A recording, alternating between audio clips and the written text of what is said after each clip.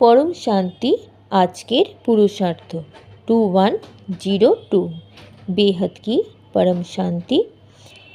দাদাজি বলছেন, আমি আত্মা। আমাদের সমস্ত আত্মাদেরকে, বাচ্চাদেরকে মনে করতে হবে, দেখতে, অনুভব করতে হবে যে আমি আত্মা পাওয়ারফুল লাইটের নিচে আছি। আর আমার চারিদিকে লাইটই লাইট, লাইটই লাইট ছড়িয়ে পড়েছে।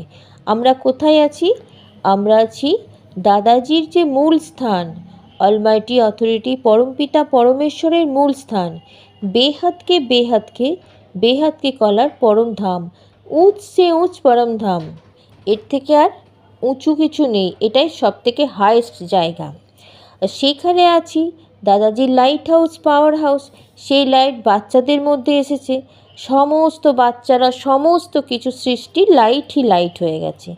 আর কণায় কণায় লাইটই লাইটে ছড়িয়ে পড়েছে। যেটা পাঁচ তত্ত্বের প্রকৃতিও পরিবর্তন হয়ে গেছে। সমস্ত আত্মারা সেটা অনুভব করছে। বাচ্চাদের লাইট মাইটের কিরণ বিশ্ব পরিবর্তনের কাজ করবে। বিশ্বের খুবই প্রয়োজন এই লাইট মাইটের শক্তি। ড্রামার যে পরের সিন হবে, দাদাজি বলছেন যে সিন এখন হতে চলেছে প্র্যাকটিক্যালে। ড্রামার পরের সিন খুবই ভয়ঙ্কর। এই লাইটের সবার মুক্তি, জীবন মুক্তি হবে। পাওয়ারফুল আমাদেরকে মনসা সেবা করতে হবে। তখন প্রকৃতির সাথে সাথে সমস্ত আত্মাদেরও সাফাই হবে। পাওয়ারফুল ভাইব্রেশন দুনিয়াতে শান্ত করে পরিবর্তন করবে।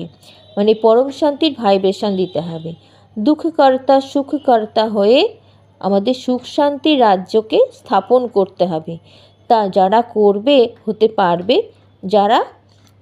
তারাই করতে পারবে, যারা দাদাজির শ্রীমতে চলবে ও নিজের উপর অ্যাটেনশান দেবে। যখন এই সেবাতে বিজি হয়, আমরা দাদাজির কাজ করি, বিশ্ব কল্যাণে পরম শান্তির ভাইব্রেশন দিই, তখন দাদাজির ইম্পর্টেন্ট ভিডিও দেখি, তখন সমস্ত পরিস্থিতি থেকে আমাদের দাদাজি সহজে বার করে দেয়।